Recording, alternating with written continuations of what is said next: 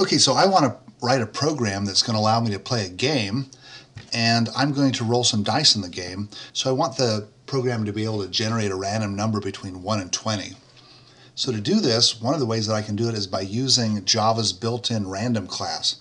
This is one of Java's utilities, and so to get it going, I'm going to say import java.util.random.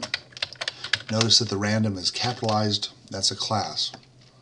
Once I've imported this, now I can create an instance of the random object without having to say java.util. Now I can just say random. So we're going to go ahead and create an instance of this object in RAM.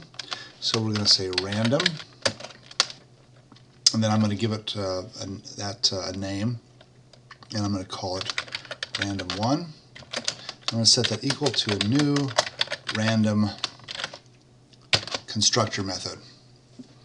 So what did I just do there? Well, what I did is I said, let's set aside some space in RAM that is big enough for a random object, and let's call that space random1. And let's set it equal to what we get from calling the random's constructor. So this is like a way of copying the object into RAM. Now that we've got it into RAM, we can use it. And I can do system out print line,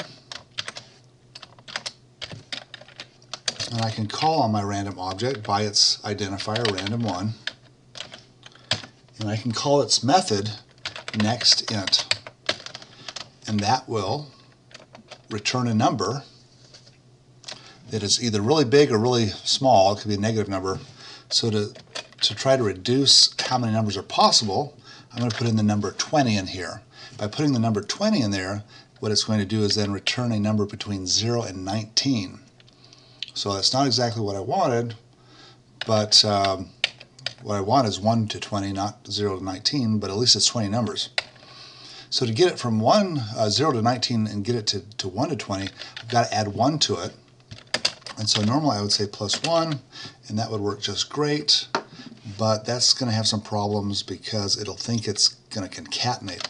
So I've got to surround the entire method in parentheses, and that will then add the 1 before it displays.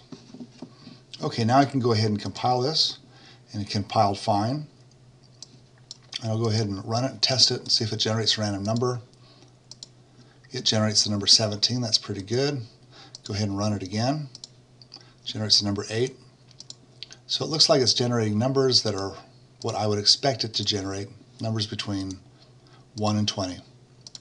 Have to test it a lot to make sure that it works perfectly, but I can see that this thing looks like it's working good.